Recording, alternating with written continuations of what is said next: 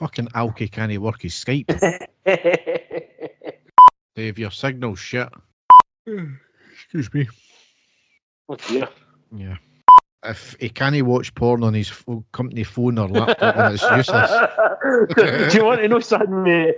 See for that's the first thing that you thought of it. Saying that thing. That is very worrying. And the stadium erupts in red, white and blue. You've never seen anything like it. Let's go.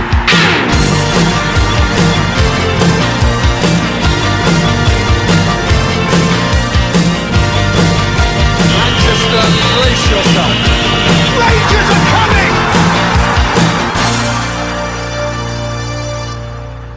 Hi everyone, and welcome to the next episode of the iReady podcast. As ever, I'm your host Derek, and with me is my co-host Dave. How are you doing, Dave? Derek, I am fantastic, is what I am, because for the first time in a while, this is going to be a very happy, positive pod that we're about to do, isn't it? Yes, I mean, the first one of the season, I think, First one in a long time. Yes, 3 wins to cover. Last night's game, certainly the best of the lot as well. So, I'm happy tonight, Dave, as well. Yeah, fantastic. I was absolutely ecstatic last night, as people may have picked up on if they listened to the post-match reaction from the game. But great stuff. It just the team just seemed to be clicking and getting stronger and stronger with each game, and that's what we were looking for. Yep, absolutely. So without further ado, we'll go down the tunnel and onto the pitch.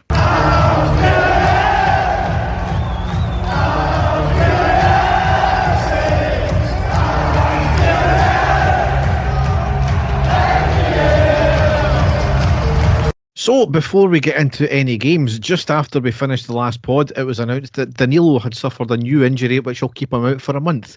Dave, you really have to laugh at this point, don't you?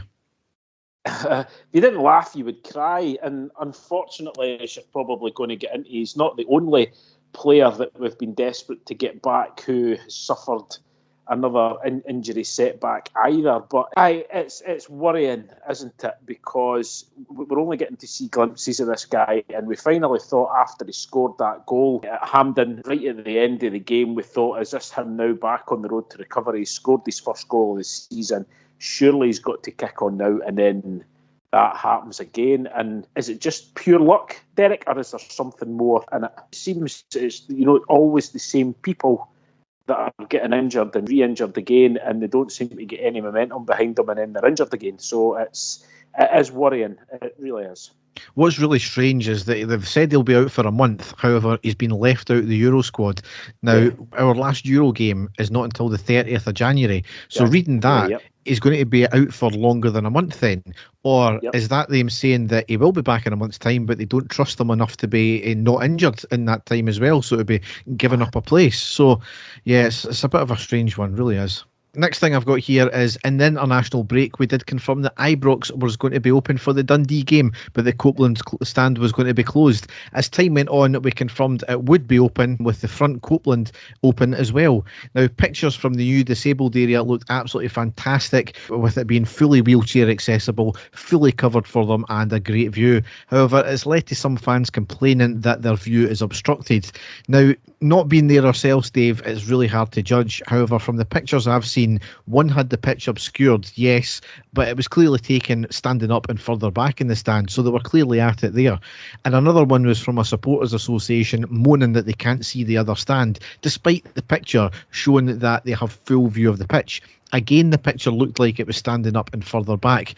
I mean, Dave, Rangers fans, this is why we can't have nice things, because some will just moan at everything. As soon as I saw the pictures, I thought to myself, there's something fishy going on here, and it was quickly shot down by numerous people to say that's a view of somebody standing up in the back row. If they were to sit down, you would get a perfect view of the pitch. I mean, there's no way that they would go to the lengths that they have and spent the amount of money they have so you can go and you can't see the pitch. That's ridiculous. So I took it for that was just somebody just trying to stir up some bother.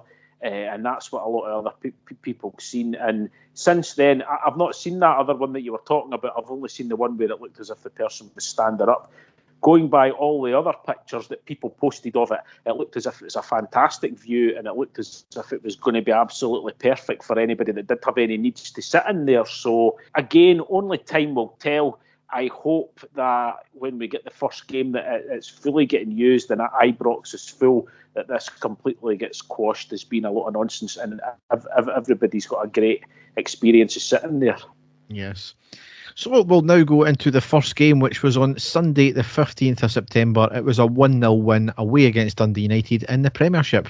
Take it away, Dave. We were told, Derek, this was after the international break, and every single person in the media had Rangers coming to, they know, the resurgent Dundee United, and this was going to be a huge task for Rangers, and Celtic could potentially be 8 points clear by the end of it because Rangers, they could drop points here. Absolute nonsense. Before I get in, Rangers were in complete control of this game from start to finish. That's all I've got to say. But anyway, getting into the game, the team that Philip Clement put out for this match was Butland, Tavernier, Suter, Proper, Jeff Day, Barron, Diomande, Dowell, Lawrence, Cortez returning, and we'll speak about him in a wee while, and Dessers up front. On the bench, Kelly, Barame, who we all thought would maybe get a start here, but had to go on the bench, Casawanyiro, Sterling, Balogun, Ignomane, Raskin, McCausland and Fraser. So, like I said, Cortez back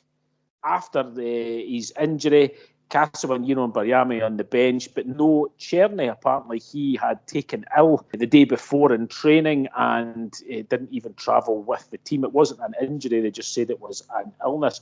Dowell in from the start, can't remember when he was last in from the beginning. And Philip Clement taking charge of his 50th match for as Rangers manager. So on the 6 minute, Tav on the right with a good cross into the box. Dessers, who were expecting to attack it, there's a challenge in the box. He goes to ground. He was remonstrating with the referee. Kind of went down really quite easily there, Derek. There was a bit of a tussle, but I don't think there was enough for the referee to give a penalty or even look at it.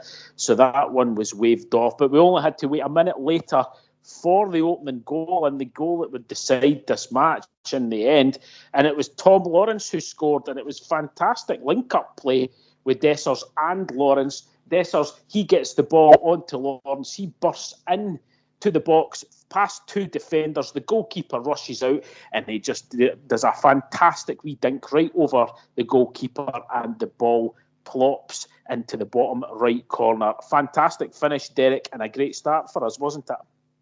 I don't think we've ever used the phrase "it plops into the net" before on this podcast, so I'll take that then. But yes, it was a fantastic finish, a nice wee dink as well, brilliant. Yep, and then from there it was all Rangers, and we were getting great joy down the left wing, and it was good to see because Jefte and Cortez linking up really well, both running off each other. We're putting some dangerous crosses into the box, but unfortunately we weren't getting on the end of them. But then in the 12th minute, great play again, like I've just said, between Cortez and Jefte, a great cross low across the face of the box, looking for Dessers. He outstretches but just couldn't get there. Really unlucky. And like I said, 17 minutes and it was just all Rangers. Dowell with a snapshot for the edge of the box, but straight at the goalkeeper. He spills it, but they managed to get the ball clear. A couple of minutes later, good play on the left-hand side. The ball out to Diomande. He puts in a fantastic cross to Dessers. He heads it back across the face of the goal, rather than going for a header at goal, which I found quite strange because there was no one there. So that was another really good chance. But good play by Dessers in the halfway line a few minutes after that. Loses his man and plays a great ball to Lawrence. Lawrence is about to run through. He's got Cortez completely free on the left-hand side. And instead of playing the first-time ball, hesitates, takes another touch, and then passes him the ball. By that point, the defender gets in the way, and the chance is gone. That was a glorious opportunity there. Lawrence Ditherin, really don't know what he was thinking about. And then a dangerous cross into the only time that Dundee United really did anything, and it was quite incredible how it ended up, because 26 minutes, Dundee United got down in the left wing. They put an excellent cross into the box. It was missed by all the Rangers defenders. There was two Dundee United players waiting to get on the end of it. I thought it was a certain goal. And who's back, Derek? Doing a defensive header, out jumps both of them and heading the ball clear. Cyril Dessers. It's just absolutely bizarre that he was there. Great defensive play by him, because I think that had been a certain goal at that stage. So fair play to the big man getting back and defending. We don't see that often. 33rd minute, a shot for Cortez at the edge of the box, just over the bar. The game's slowing down. Barron subject to a really poor challenge. There was a VAR check for a possible red. It wasn't given, but it was a late challenge, but it was just a yellow given. And then with 2 minutes into stoppage time the first half, a fantastic chance for Dessers. He gets the ball 1-on-1, and instead of going for it, he has what you've referred to as a touch of the Kenny Millers. He's got too much time. He tries to take another chance, hits his shot, the keeper saves it, and it's out for a corner. It was a glorious chance, Derek, I think, to really put the game to bed there. And again, it's the thing that we say the most about Dessers. He just doesn't take that first time shot, does he? I mean, I've got in capitals here on my notes. He has to shoot first time. Simple as he has to shoot, and we'll get into it in the next few games where players just not shooting. Yeah, so decent first half by Rangers. Disappointed that we didn't get especially with the amount of possession and attacking. Really impressed by Cortez and Yefty on the left-hand side. Every time it went there, they looked really dangerous. But at half-time, the manager, obviously sensing something, he takes Cortez off, brings Bariami on for his first appearance for Rangers. Felt quite sorry for him because he was going to have to play on the left wing, which isn't his position. He's more of an attacking midfielder, but getting early minutes anyway for Rangers and getting a full half. So 48th minute, a long-range shot by Lawrence, saved by the keeper and cleared. 55th minute, Dundee United striker takes a long shot. It's going well wide, nowhere near. It looked absolutely ridiculous, the shot, but it takes a wicked deflection off of one of the Rangers defenders and just creeps past the post. You could see Butland was sprawling. He wasn't going to get there. That was about the only time I really had my heart in my mouth at that point, but thankfully it went past for a corner to Dundee United. Nothing came of it, thankfully. Sub Dessers off, Ignamani on in the 65th minute, and straight away after that, Tom Lawrence collects the ball at the corner of the box and just decides to keep running, and it takes a wee bobble, a wee bounce, and he finds himself there with just the goalkeeper to beat, hits his shot. He was at a bad angle, and unfortunately it just went over the opposite corner of the bar and the post, but unlucky there. But at this stage, Ignamani really putting himself about. I thought, wow, this is quite incredible. He was demanding the ball, turning, running at the defenders, very, very direct the way he was playing. His close control and everything looked fantastic. Really putting himself about, and he almost scored just in the 83rd minute. There was a corner. He ran to the near post, gets a header on it. It's just inches wide of the near post. Really, really unlucky there. But the game sort of petering out. But Rangers well in control of the game. Dundee United not having a sniff anywhere near us. It gets to the 90th minute. 3 minutes they added time. But again, Rangers seeing the game out. And like I said, Derek, it doesn't. I know that 1-0.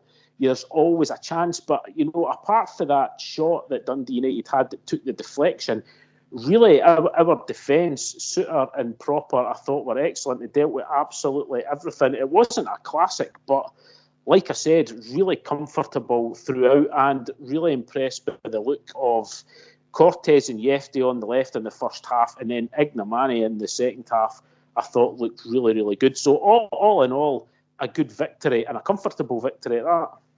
Yeah, it's just the 1-0 that frustrates you, because anything can happen. We've said that before. But as you said, fully in control of the game. And I know some people like to watch it back afterwards and say that it wasn't as nervy as it really was, but it kind of was, because you're live in the game there. Anything can happen. So, I know. Obviously watching it back when you know the result's a bit different to watching it live. Yeah. But yeah, I'll take that, because that was a potential banana skin going up there to Dundee United. We haven't had a great deal of success up there over the past few years when we've actually played them. So good to get the 3 points. Like I said, everybody in the media had Rangers struggling up there and had potentially going 8 points clear. So delighted with the 3 points there. Yes. So that moves us into the next game. It was on Saturday, the 21st of September. It was at home to Dundee in the League Cup quarter-final, where we won 3-0. So, Dave, it was a really good performance. The Union Bears in what is pretty much their new home. The Copeland Rear, as I said, was still closed. Strangely, though, there was a lot of empty seats in the normal stands. I know that it was a cup game, so it was an extra. It was a Saturday later kickoff, at 5:30 kickoff. It was on the TV, so maybe that played into it. I don't know if there was obviously calls that to boycott the game because to show the board that we're angry at them, and I kind of rubbished that online as well. But maybe that played a part into it, but I don't know. It was a bit not as full as I thought it would have been, given the fact that it was our first game back at Ibrox. I'm putting it down fully to what you said at first. It was a cup game. It was live on the TV. It wasn't a semi-final or a final. So we've seen it time and time again for games like that. So I wasn't really reading too much into it, to be honest with you. Yeah. However, we lined up Butland, Tavernier, Proper, Suter, Barron, Dessers, Lawrence, Barami, Cherney, Sterling and Jefte. On the subs bench we had Kelly, Cortez, Diamande, Dill, Casawanyiro, Balogun, Igamani, Raskin and McCausland. So a bit disappointed that Igman wasn't playing, because he certainly showed a good showing in the last time he came out as a sub against Dundee United. Yeah, definitely, yep. However, in his place was Dessers, and as we'll get into, he certainly played his part. On the 4th minute, Barami with a shot after some good play on the left side, just outside the box. He cuts inside, but he shoots high and wide. On the 10th minute, there was half claims for a penalty when Sterling drifts into the box after a through ball. The defender appears to barge into the back of him. There was no claims from the player. The referee didn't give anything. No apparent VAR check. There was no replays from Premier Sports either, so that's why I've said it's only a half claim. However, we made it 1-0 on the 18th minute with Dessers getting his first of the game. It was Jefte to Barami down the left, who crossed into the box. Dessers shoots and saved by the legs of the keeper. Back out to Tavernier, who shoots. It was going wide, but it went right to Dessers, who shoots at home from 6 yards. I say shoots, it maybe just kind of deflected off him as he was stretching out. A Dessers goal if you ever seen one, but we'll take it every which way it comes. If that was Tav hitting a shot and Dessers was the post and it went in, it would have been Tav's goal. So it was more Tav hitting the ball off Dessers and it ended up in the back of the net. But as every striker does, they will claim everything, and Dessers certainly went running away, celebrating like mad as if it was like the greatest goal he'd ever scored. So I will take it whatever way it comes there. Delighted to get the early goal. Yes. 25th minute, some quick play down the left side for Dundee. They cut inside, shoots outside the box and hit off the heel of his own player, deflected to the left side to the overlapping Dundee attacker, who shoots and saved from the feet of Butland. It was flagged offside in any case, but it could have been quite dangerous. 28th minute, ball going forward. Dessers gets the break of the ball at the halfway line. He was clearly offside. The referee allows play to go on. Dessers gets another break of the ball and eventually shoots high and wide. It was then flagged for offside. So actually well done for the referee allowing play to go on to see how the phase panned out, but Dessers again has to be doing better and getting the ball in the back of the net. Even if he could get it on target, it was easier to do that than put it wide, but Dessers again offside and messes it up. On the 30th minute, Butland had to come charging out of his box. He slid fantastically to get the ball away, which ricochets off the Dundee attacker and out for the throw. Dangerous at the back there. We're leaving ourselves a bit bare. Yeah. 33rd minute, Barami dragged back right in front of the referee, nothing given whatsoever. 36th minute, a good break from our defence. Lawrence was absolutely poleaxed. The referee plays on 2v2. Barami playing a nice through ball to Dessers, who takes it out of the box. Dessers shoots right at the keeper, which hits off the one foot of the keeper, and then the other, then cleared. Again, Dessers has to be doing better there. And in fairness, fair play to the referee for allowing play to go on as well. Yep. 38th minute, Dessers getting manhandled by Silla in the box with his arms wrapped right around him, hauled to the ground. The referee gives nothing. VAR gives nothing. Dave, that was a joke of a decision. Yeah, and it's no the only time that we're going to be speaking about this. I'm very critical of Dessers, Derek, but there has been some absolutely shocking decisions against him, which have been clear penalties, which we will get into in the coming games as well. That certainly was as well. The fact that VAR didn't even intervene and have another look at it is quite incredible, but quite clearly you could see that he was hauled down again nothing given. Absolutely shocking. 41st minute, Dundee cross from the left, goes to the attacker who couldn't control it, and it was cleared by us. Dangerous play that. And the last piece of play in the first half, 46th minute, the ball was floated into the box from Suter. Dessers drifts off the defenders who look to be fouling him again. He tries a scissor kick, which the keeper got his hand to it and over the bar. Really unlucky chance that there. And then the half-time whistle blew. So happy with the way they were playing. We're leaving ourselves a wee bit exposed at the back at times. However, still not getting enough shots on target, and with it being only 1-0, you were always worried. But the second half was a completely different story and more fantastic. Yes. At half-time, Sterling came off and Diomande came on. Sterling hadn't had the greatest of plays, even though we were dominating a lot of the play. A lot of things were just bypassing him in the midfield there. I don't know if it's maybe a case of when we had so much control, because he wasn't having to dig deep and work hard that way like we normally have to do in midfield. I don't know, but it wasn't the best of games. Diomande, though, played well when he came on. And on the 49th minute, those three words you love to hear: penalty to Rangers. A corner was floated in, and Silla once again all over Dessers, and the ref, for a change, no hesitation, finally gives us a penalty for that one there. He must have been told at half time to look out for that kind of thing, because it's been happening all game. He missed a penalty in the first half. I'm thankful he gave it in this one. Definitely, yeah. And as you say, it was as clear a penalty as the first one was as well. Yep. So up steps Tavernier on the 50th minute. Bang, makes it 2-0. He blasts it hard to the left side. Keeper dived the right way, but it was far too powerful for him. 53rd minute, Dundee with a shot from the right side, was going over, but Butland took no chances and he tipped it over the bar further. 54th minute, from that corner, in from the right, the ball was flicked to the back of the box, flicked back to the front post, a header on target at near post, and Butland with a fantastic close range double save, and we eventually cleared it there. So you can maybe blame Butland a wee bit for putting out for the corner when he didn't need to, but when he was called into action there, outstanding. Yep, superb. As you say, not a lot to do for the whole game, but that's the sign of a quality goalkeeper when they've not had much to do, and then they still managed to pull off an excellent save like that.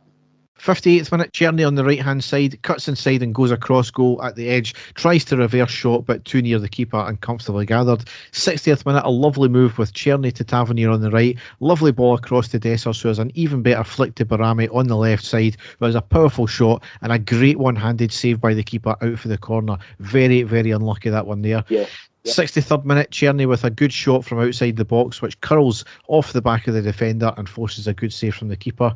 64th minute, dangerous chance with Dundee floating the ball into the box from the left side. The attacker goes in between the two defenders, gets ahead to it but puts it wide. If it was on target, it was probably going to be in there.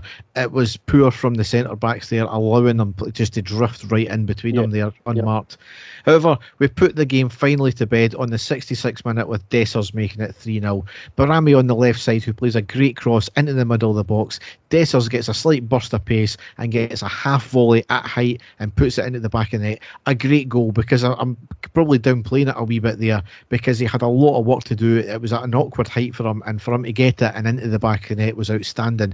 And that's what's so frustrating about Dessers. He can make the hard things look easy, but he fucks the easy things up. It was a fantastic goal. Maybe one of the best goals that Dessers has scored for Rangers, and we're just not used to seeing him doing that. We're not used to him seeing, this sort of acrobatic type volley, and it was a fantastic goal for him. And as you say, that's the frustrating thing about him. Why does he not try things like that more often? Because, as you have said umpteen times, I've heard, at least if you get a shot on target, the goalkeeper's got to save it. But the amount of times that he just completely misses or tries to take an extra touch, and that's the end result when you actually have a shot first time. It was a fantastic goal. 68th minute, Cherney and Dessers off, McCausland and Igman came on. 73rd minute, Barami off and Cortez on. 74th minute, Tavernier outside the box, passes backwards, passes right to the attacker, who gets the ball into the box, and a save from the legs of Butland. Do not know what Tavernier was playing at this one here. Once again, putting ourselves under pressure from Tavernier. 75th minute, Diomande with a shot over the bar. Players lining up to shoot at this point. 80th minute, Tavernier with a volley in the box but wide. 81st minute, Tavernier off and Casawanyiro on. 81st minute as well, McCausland in the box on the right side. Cuts one way, cuts another way, cuts back again and hits a shot but blocked for the corner there. That was really good play from McCausland. 82nd minute, corner from the near post, headed towards goal and saved by the keeper and cleared. And the last piece of play of the game, 85th minute, Igman with a shot curled just wide. So 3-0 winners into the semi-final. Absolutely delighted with that. You know, we played well. A lot of cup games are just a case of win by any means necessary. See if it's a poor performance. As long as we get the result, that's the main thing. But we got both in this. A largely emphatic result, a good performance, and into the next round. Yeah, no, it was great. And it was a bit of a statement win with us, the first game being back at Ibrox, I think, as well. I think all the players, the manager knows the struggles that we've had since we've been away from Ibrox and all the problems that that's brought. So to get back there in the first game to win comfortably like that, get through to the next round of the Cup, don't concede as well. Excellent. You can't have any better than that. Yes. So in the next round in the semi-final, we've been drawn against Motherwell. Celtic got Aberdeen in the other semi-final as well. We definitely got the better deal with that one there, considering Aberdeen are playing very well just now. However, once again, we're on the Sunday. So that's Sunday the 3rd of November at 3 p.m. So fortunately, it's a 3 p.m. kick-off. But why, considering especially we're the holders of the competition, are we playing on the Sunday? I know. I don't know what their excuse was for us being the second game. I mean, would we third team to be drawn out? Is that the reason that they're saying that we are on the Sunday? Was that what was given? I've no idea, David, because I never even watched the draw, so it could be that, but yeah, it's a bit poor again. Considering there'll be a game on the Saturdays, the pitch will probably be a state also, but as you say, I think we've had the better draw out of what we possibly could have had, and that's no disrespect to Motherwell. It'll be a hard game, but I think at this stage it's the best that we could have hoped for. Yep. So, into the next game, Dave, the game that was last night, the pick of the bunch, Thursday the 26th of September. It was away to Malmo in the Europa League Game 1, and we won 2-0. A fantastic result, a fantastic performance. It really was. Performance of the season, without a shadow of a doubt. Possibly the best performance, or one of the best performances of Philip Clement's tenure so far for Rangers. But this is our competition, Derek. We always seem to raise our game. And again, we done it last night because I don't think anybody was expecting us to get a victory, and we done it, and we were absolutely dominant in this game. So the stat that everybody's heard that I didn't know until yesterday, and you probably know it as well, Derek, which is quite incredible, is that Rangers have never beaten Swedish opposition home or away. We've only drawn Swedish opposition 6 times in total European competition, and we've never had a victory at all. So the odds were stacked against us. Malmo are sitting, I think, 11 points clear at the top of their league, which only has a few games left. So they are completely fit. They are comfortable in their season. A team that's played in the Champions League regularly also. So this was going to be a very, very tough game for us to undertake. And as I'm about to get into, we were absolutely fantastic. So the team that he put in now, we'll get into the starting lineup. We knew that Jeffrey was suspended. We then got the news that Cortez had suffered an injury in training, which means he's going to be out for quite a few games, which is another absolute sickener, considering how well he played in the first half against Dundee United. Quite incredible.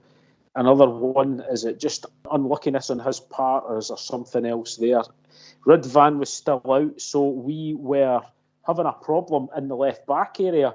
And I think, and I don't know if you were the same, Derek, did you automatically think that Sterling would go in there when you heard that news? Yeah, that's one of the positions he can play, I think.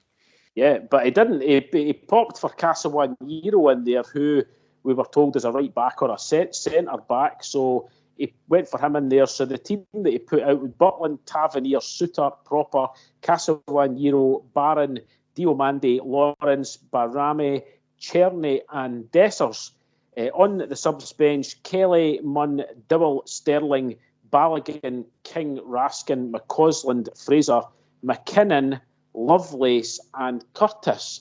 So out of all of the subs there, one big name missing, who we were expecting to be on the subs bench was Hamza Igman, and he wasn't there. And then it was disclosed to us before the game that there was an issue with his passport. And I know that you put a tweet out there, but that is serious clusterfuck by the club there, surely. Dave, it really depends, because somebody came up with a theory that because he obviously holds a Moroccan passport, that the Swedish authorities need a visa and it can take between 10 and 30 days to come through from when it's first applied. So he signed on the 5th of July, apparently. We knew our group stage games, or who we were going to be playing, on the 30th of August. And I think it was a few days after that we found out when the games were going to be played and where. However, part of that theory is blown out the water, because apparently Diamande, who's got an Ivorian passport, the same would apply to him, and he played. Yep. So that doesn't make any sense whatsoever. The thing is, though, people are instantly blaming the club for that one. We don't know the full circumstances. The clubs normally have a single point of contact where they would handle the passports in, and they give all the details, and they're the ones that do all the visa issuing and apply for that kind of thing. Whether that's happened and there's been an issue, we don't know.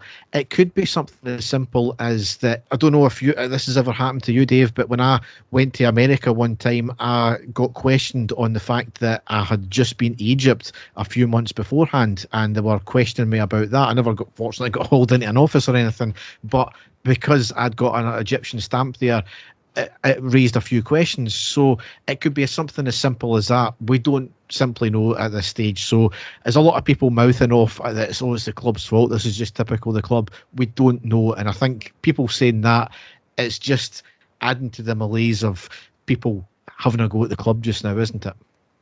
I think with how important the game was, the bench is very bare.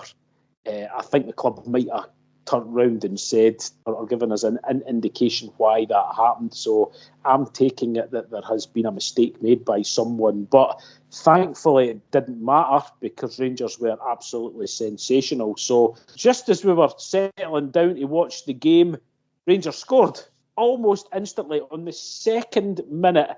The second fastest goal that we've ever scored in European competition.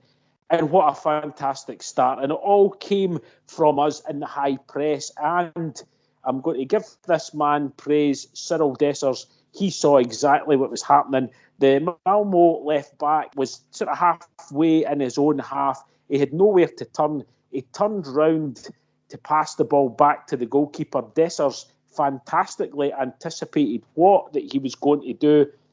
He stole the ball, ran in on the goalkeeper. The goalkeeper ran out to him. He was on the sort of right-hand side of the box. He brilliantly sidestepped the goalkeeper, and I thought he was just going to roll the ball into the back of the net. But he decided to go for power, Derek, which was quite strange, and he blasted it. The ball then came off the post straight out to about the 6-yard line. Thankfully, Barame, with the late run into the back post, he got on the end of it and tapped it into the back of the net. An absolutely sensational start for Rangers. I mean, I'll correct you in one bit. It was 56 seconds, not 2 minutes. But yeah, what an absolute fantastic start. As you said, never had a chance to even settle down at all. And that's the way we should be starting every single game. I mean, we started a very similar pace against Celtic and just getting right in their faces. And then it dropped off. And then that's when we got battered from them. Keep that up from minute 1 until minute 95 or whenever it finishes. We need to be doing that, and these things can happen. It forced them into a mistake, a sloppy back pass. Their manager was going mental over it after the game. He told them not to do that because that's not our strength. That's how to do it. Brilliant. Exactly. And then we're going to speak about this a few times, Derek. A clear pull on John Souttar in the box. There was a corner in the 7th minute. John Souttar's at the back post trying to go on that. The defender, he's not looking at the ball at all. He's not looking anywhere near him. He's got both hands on Souttar's top and he's yanking him to the ground. Souttar goes down. The referee just doesn't even have a second look at it. Waves play on. Diabolical decision there, Derek. Again, as clear a penalty as you'll see. Out of the 3 ones that you're going to talk about, I think that was probably the least penalty of them all.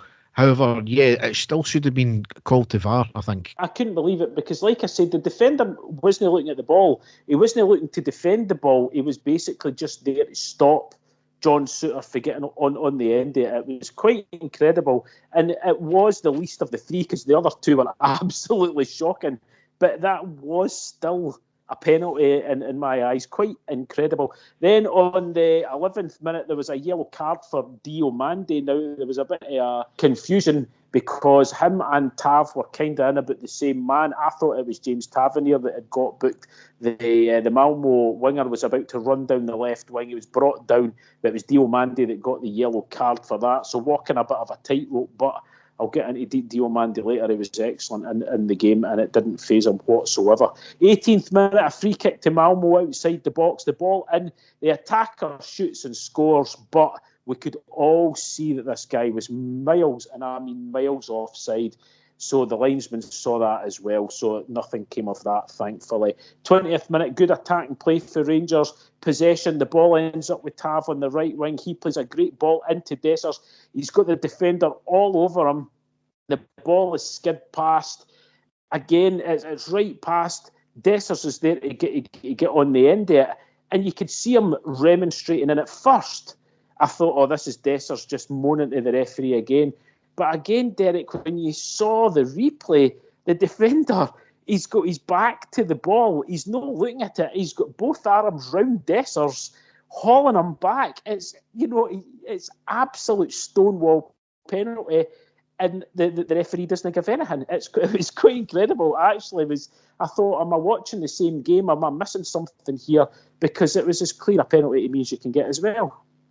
Sorry, I forgot about that one. It'll be four things you're talking about in terms of penalties. Yeah. But yeah, there was definitely certainly a call for VAR to be called into action. But why it's not, I don't know. Yeah, quite incredible. 26th minute, Diomande ball comes to him. He turns his man on the halfway line and plays a great ball to Barame. He runs to the edge of the box with a man to beat. He cuts in onto his right foot, hits a powerful shot, but it's straight at the keeper. The keeper's got to dive. It was a hard one for him to take, but unfortunately, the goalkeeper saved that at that stage. 38th minute, good build-up play down the left wing involving Casawan-Yiro and Barame. The ball into Czerny. He shoots for the edge of the box. It deflects into the path of Diomande. He can't get it under control, but I think it was going to be offside anyway. But again, great attacking play by Rangers. 40th minute, I've got this written down here a lot. Should have been 2-0. Dessers with a great touch and then a fantastic through ball to Czerny. He's running acres of space, nobody anywhere near him. He runs on the right side. He's heading in towards goal. The goalkeeper rushes right out, and we're waiting for him just to dink it past him because he's got a huge space in front of him. But he confidently hits he belts the ball, curls it. I'm thinking it's nestling in the bottom corner, but it's inches wide, and that was a huge chance. All he had to do was just try to get past the goalkeeper, and he would have had an empty net to roll the ball into. But, another really, really bad miss for Rangers, wasn't it? He has to be getting that in the net. There's no excuses. When you go one-on-one with the keeper, you need to be getting it in the back of the net. And he got a lot of hatred last night as well, Czerny. There's a lot of people saying, he's been shit since he came in. They must be watching completely different football for me. And again, it just adds to the people, the loud minority that are going mental at every single little thing just now. Czerny has been pretty good since he's came in. Not perfect, absolutely not, but we are still gelling together. And I think going down that wing, he's been very, very good, I think. And last night he had a bit of a free rein at times as well, because he got a chance like that. He was cutting over to the other side. He was coming into the middle. He was cutting in. I think he done a solid game last night. And for some of the hatred he's been getting, I just don't get it with some fans. I really don't. Yeah, no, I agree 100%. But we're expecting a winger with a bit of skill just to dink that past the goalkeeper and run it in. So, he certainly looked as if he was confident to take the shot on. I think he maybe thought he sat perfectly for him, just for him to score, but it wasn't to be. So, it was a great chance. But 42nd minute, a very poor goal kick by the Malmo goalkeeper. It falls straight to Robin Proper on the halfway line. And Proper, with this most perfect cushion pass straight forward to Barami. He gets the ball at the edge of the box. He shoots, but a great save by the goalkeeper. Really, really unlucky there, but a fantastic ball to proper, you've got to say. 45th minute from that attack, Rangers have got the corner. And again, Malmo defender, he's not looking at the ball. Again, he's got both arms actually wrapped right round Desser's waist and drags him to the ground in front of the referee.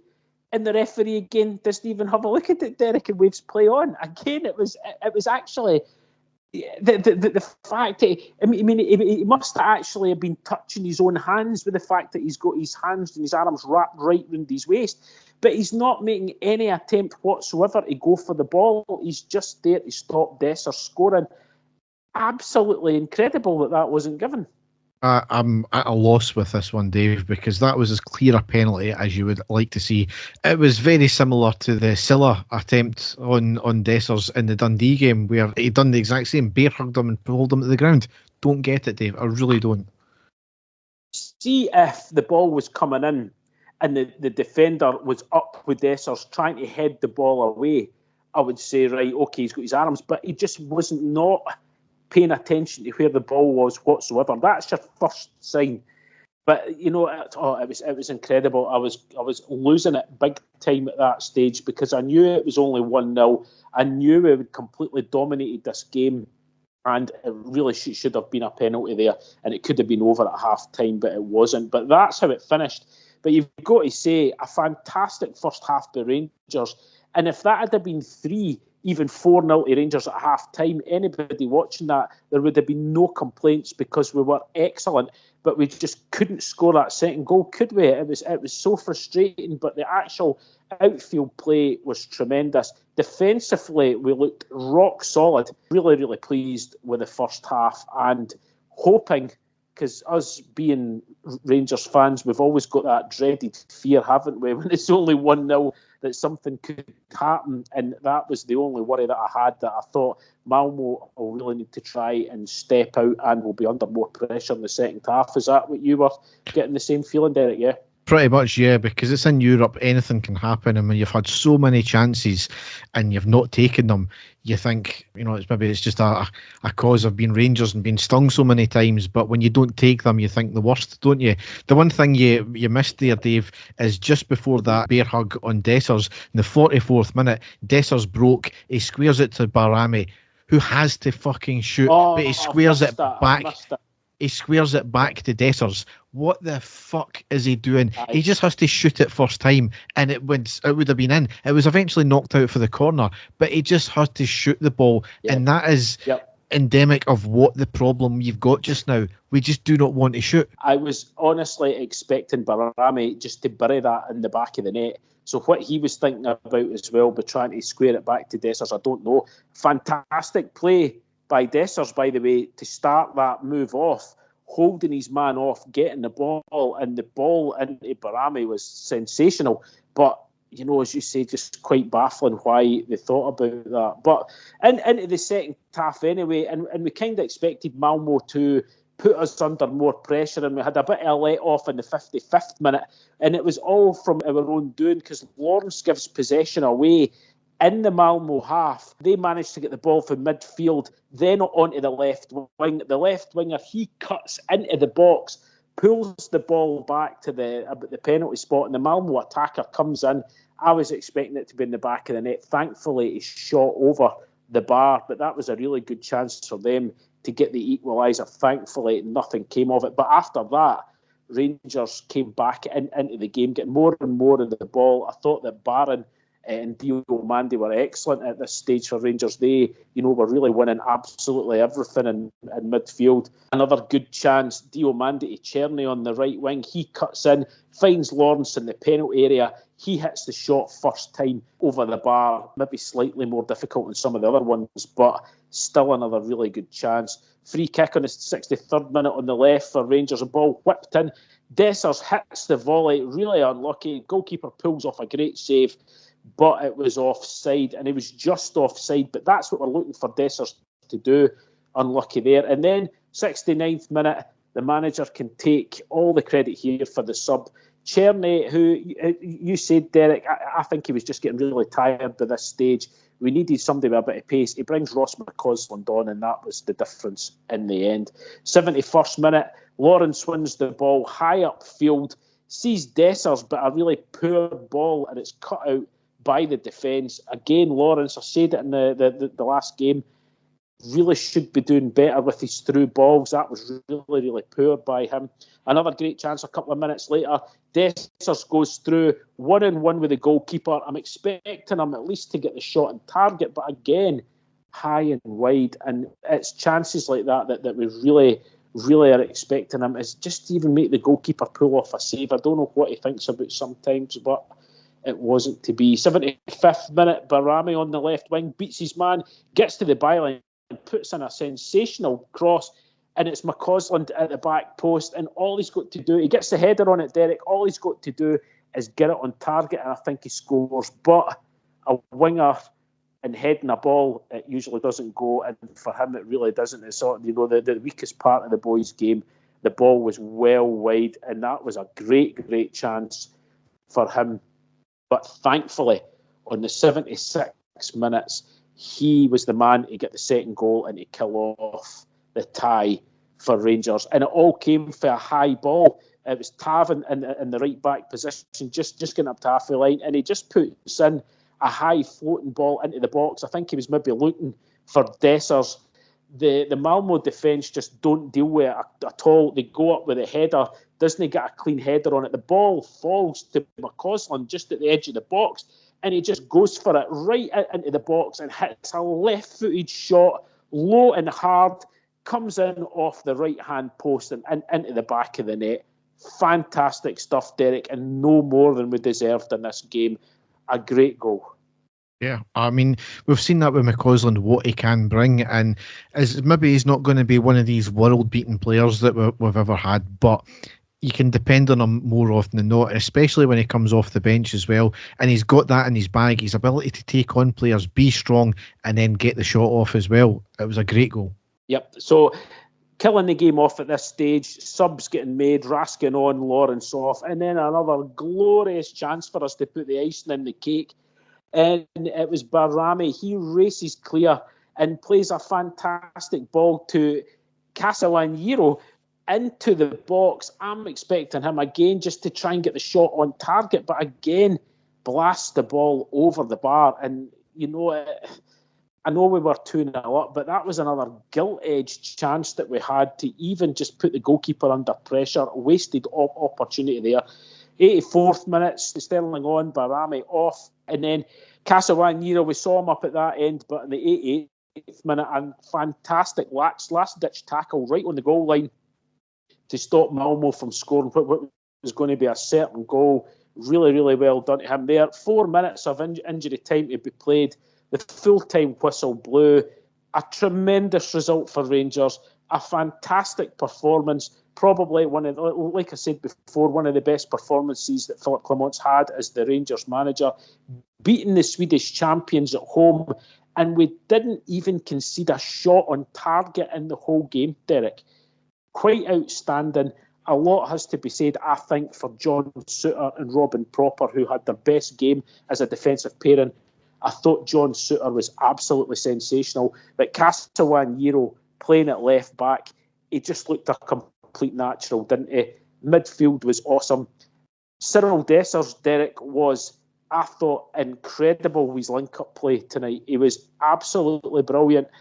You don't often hear me saying that about Dessers. He's finishing, though, again, back to being what we expect from him, unfortunately. But the whole team played well, and just a sensational result for us, wasn't it?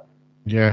The only player that I can think of that wasn't great at all, though, was Tavernier, because everything was played down his side. He was getting beat all the time. He's not got the legs to track back. He's so timid and so scared to put a challenge in the first place. I don't know what he's doing now. I really don't. And it's a poor reflection on Clement, the fact that he keeps picking him. And it seems to be that is he picking him just because he's the captain?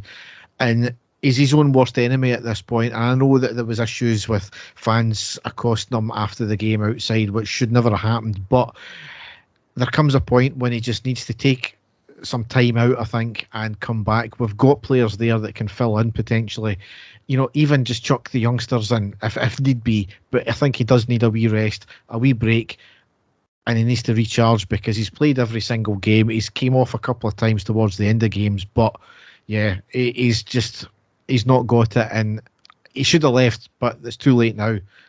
But that's the only player I could pick up on from last night that had not a great game. He done enough, but not a great game. He's getting targeted by the opposition team, isn't he? He's getting targeted as being the weak point. And before, you could always say, it was justified when playing with the incredible attacking play that he brought to Rangers, whether he was creating a goal or scoring a goal. But like we said in the last pod, he's not got that in his locker anymore for some reason. It's not there. So, we've said it for a while. The man that stepped in at left back yesterday, I thought was absolutely fantastic. And he is a right back. So is it time for the manager to say, just like what you said, right, Tav, we're going to give you a few games off and put Casawaniro in there just to see what happens? Because I thought he looked absolutely solid in there at right back. And I think, like you, it's time for that to happen. Yeah. So the next games coming up are on Sunday the 29th of September. It's at home against Hibs in the Premiership. That's a 12 midday kickoff. It was confirmed on Wednesday, or maybe Thursday, that the stadium will be open in full. So that's the Copeland Rear will be open as well. Slightly poor on the club though, because that we should have made the decision one way or another if away fans were going to be lit in the ground, because it's really close to the game now. But that said, it's Hibs.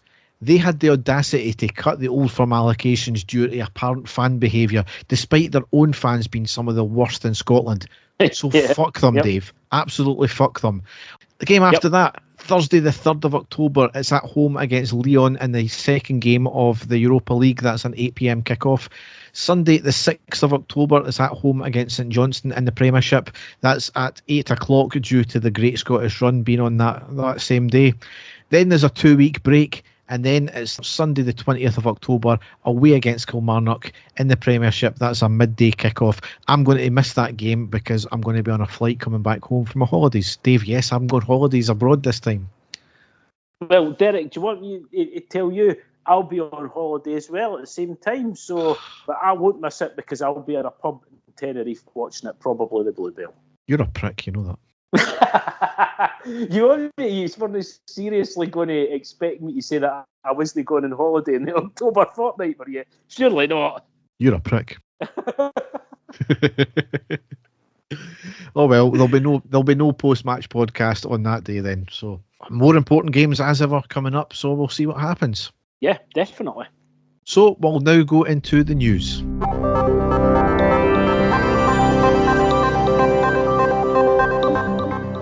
So a fair bit to cover in the news this week, this episode, largely because of Dave King and some of the stuff that he's came out with. But the first thing that happened was news broke that we were not going to be appointing St Mirren Vice Chairman Jim Gillespie as our CEO. Turns out that he turned us down, so a bit of the Derek McInnes's there.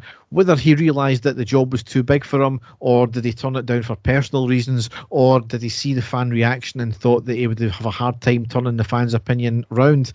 Who knows, Dave? Maybe a bit of all of the above there. I don't know. It's not given an official reason why, but it's going to be a huge task for whoever comes in.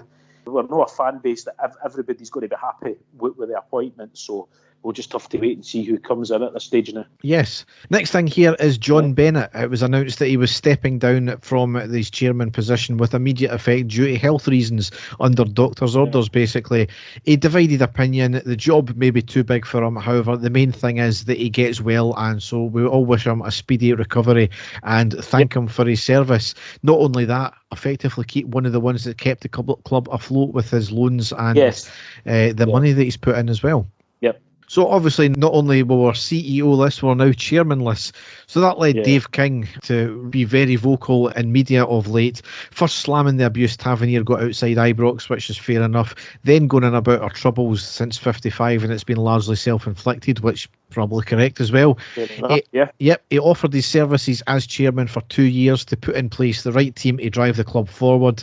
He thought that there was investor fatigue which were from the existing investors, and he would look to find outside investors but not put money in himself. He didn't think that having an agency finding a CEO was a good thing. He thought that was good money after bad, which I disagree with there. He called for an EGM. He said a lot of other stuff. Some of it was accurate. Some of it was a fair reflection. Some of it was, I'll put down to Dave Kingisms, which he was talking about £50 million needed for the short to medium term future. I don't know where he's getting that figure from, to be honest. Did he just pull that from mid-air? He also said that Gerrard was kicked out of the club and he was not ready to go when he did. Dave, that we all know that's absolutely bullshit. I know. Where on earth is he getting that from? But there you go. Yep, he jumped at the first chance of leaving, basically. Yes, was he maybe frustrated at the fact that he wasn't getting any more money? Probably, but we've documented that before. He was allowed to keep players when he shouldn't have on the back of him qualifying for the Champions League. He failed at that, so quite rightly, there was no more money there. I mean, Dave King is a divisive figure. What can't be taken away from him is what he done to wrestle the club away from Ashley.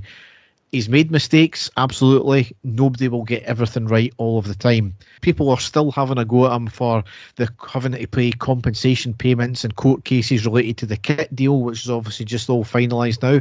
Ultimately, we were going to lose money in some kind anyway, whether it be through compensation, through court cases, or if we kept the Ashley deal in place, there was going to be boycotts, so we wouldn't be buying strips anyway. So at least through the process he put in place, we're now clear of it and we can start afresh now. Yeah.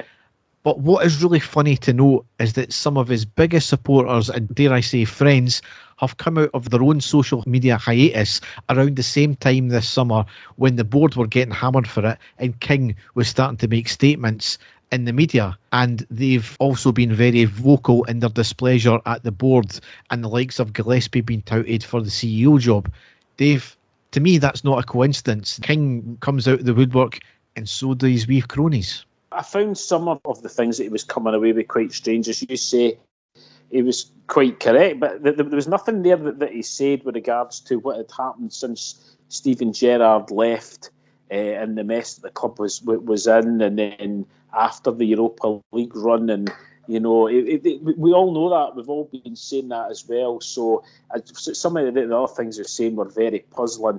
But as you said, what was he hoping to gain out of this? Was he hoping for the fans to do a revolt because he already knew that the fans were on the board's back so that it would get him back in to be the chairman of the club? Do you think that that's what he was trying to do? That's certainly what it looked like to me that he was trying to do, and he was using the media to do it. Yeah, and it's the fact that he's went through the media and the types of media he's went through as well, which is a bit annoying as well.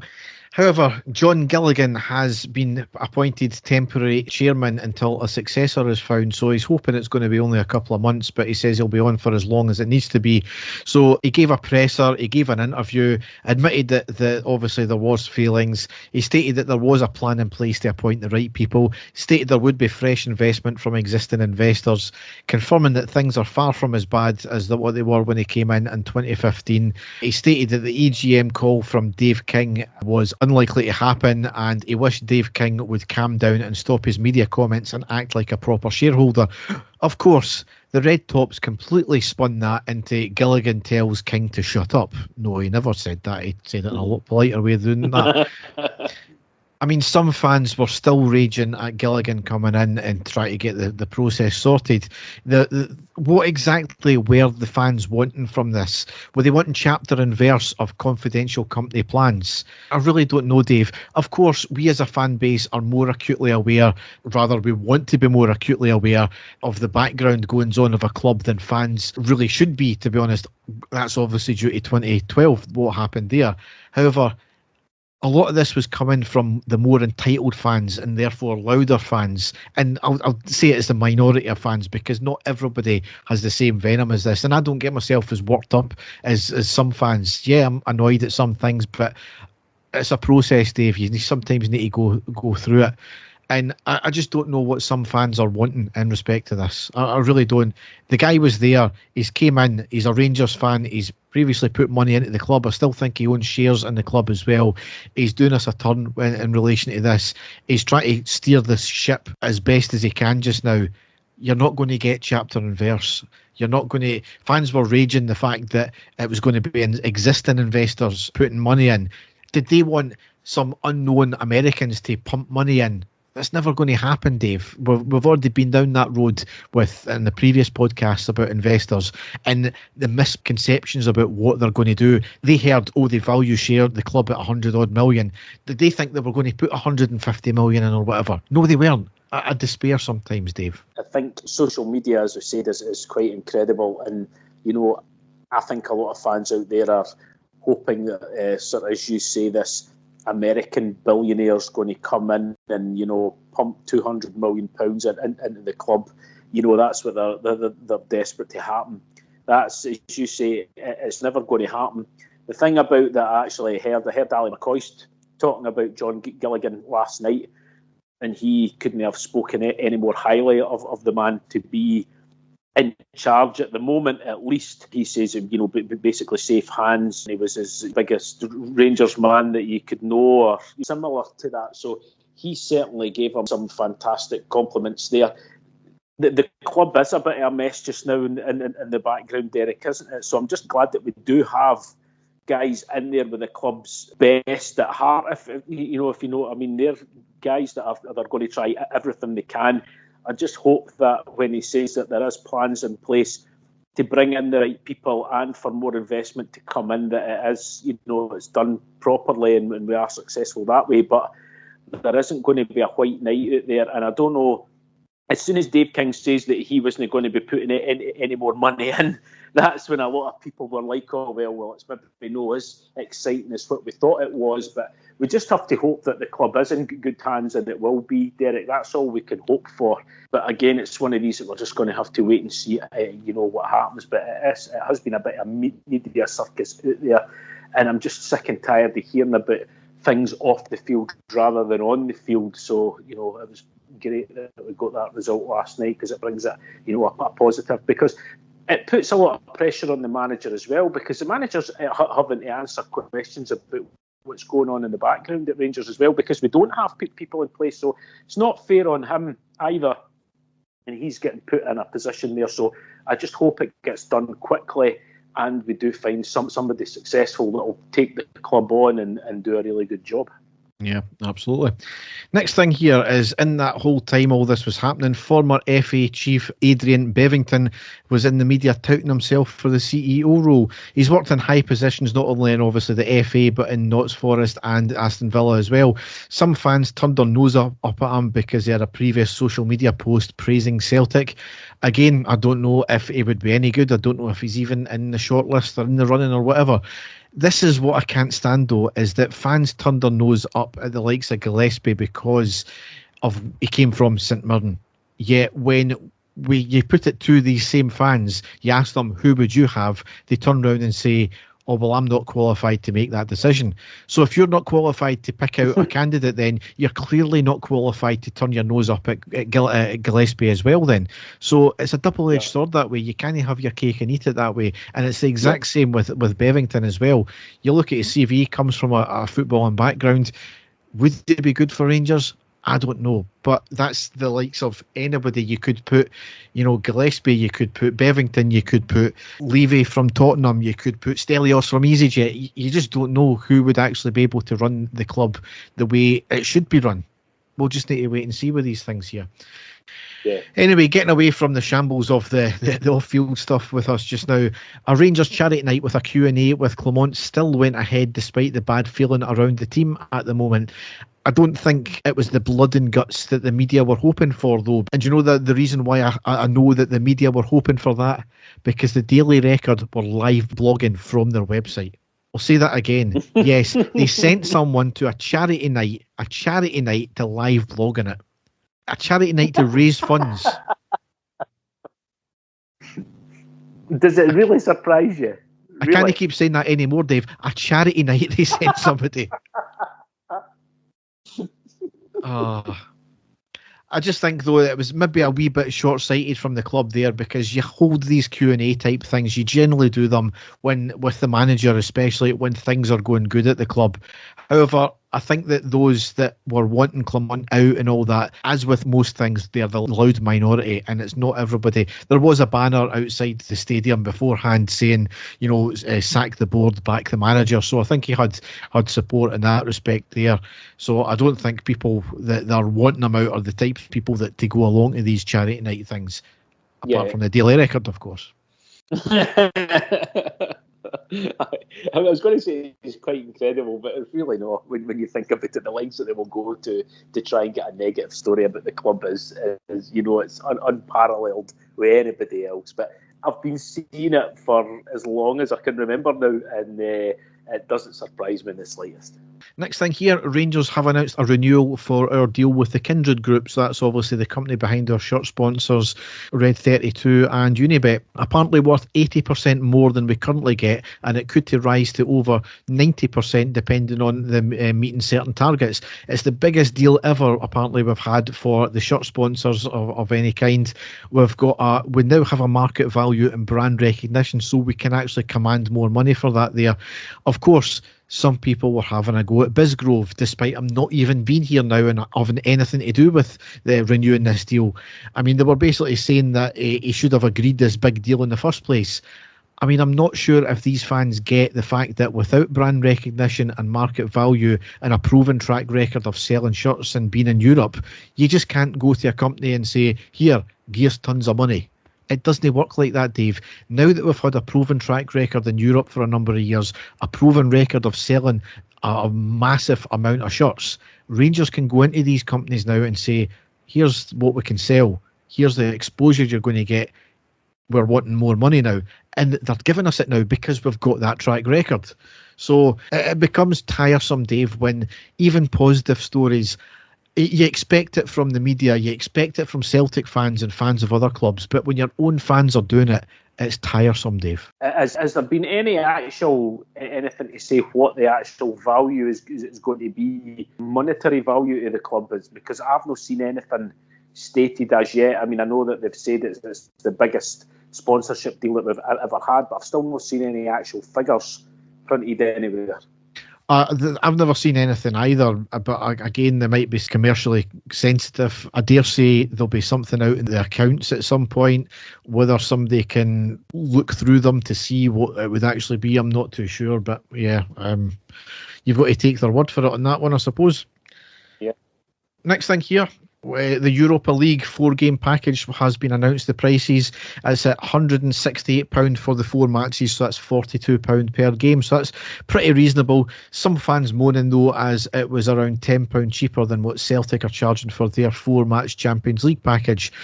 Yeah, right, we're only £10 cheaper than what they're paying for the Champions League, but I think we need to stop comparing that aspect with Celtic. The simple fact is, they've got 10,000 more seats than we do, so technically they can afford to keep the prices at a lower level than what would normally be charged for the Champions League. That's just the way it is when we've got a slightly smaller stadium than them.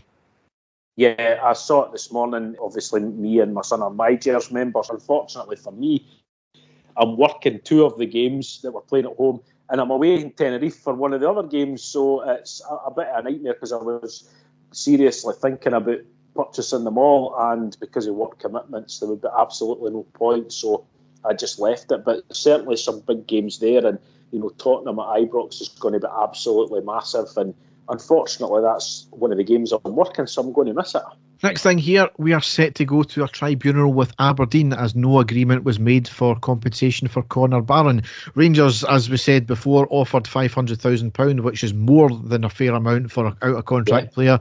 They want more.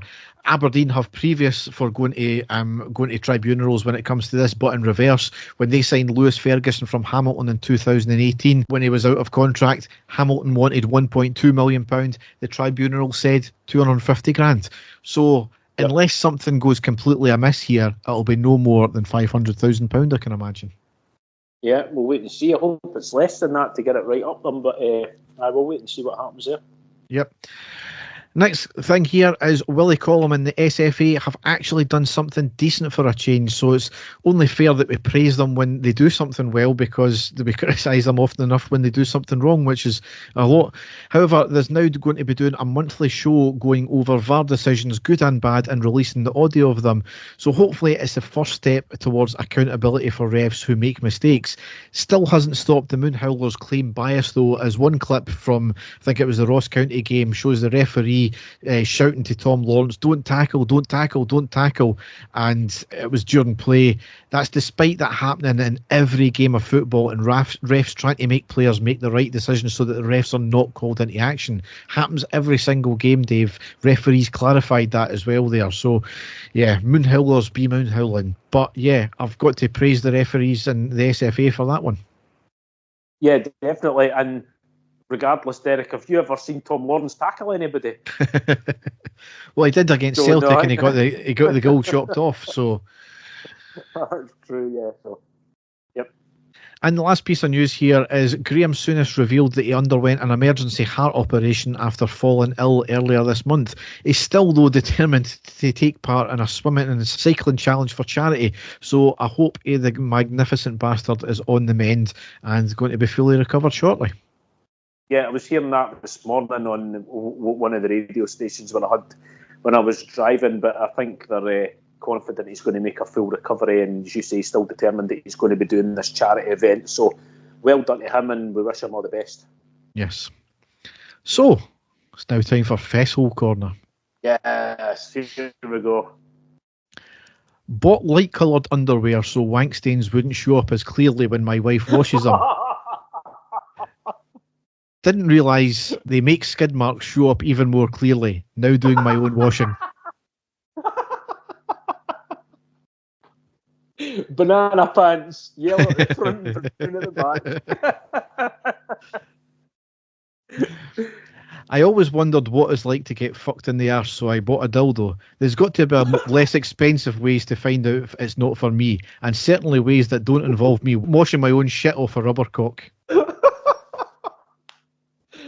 I don't want to know if that's a man or a woman, to be perfectly honest with you. My ex-husband once left a skid mark on my thigh when we were kissing naked. The divorce should have happened much sooner than it did.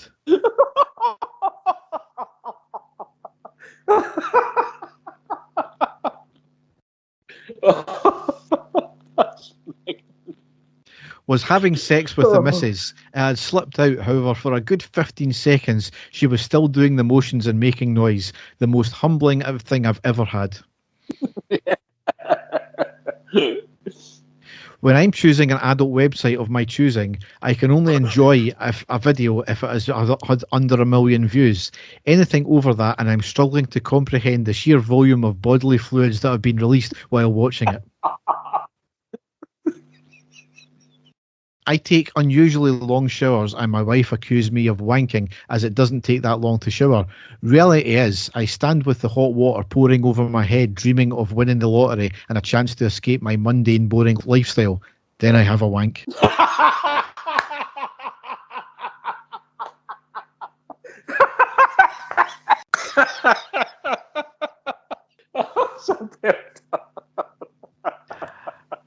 I do bedtime for my son each night.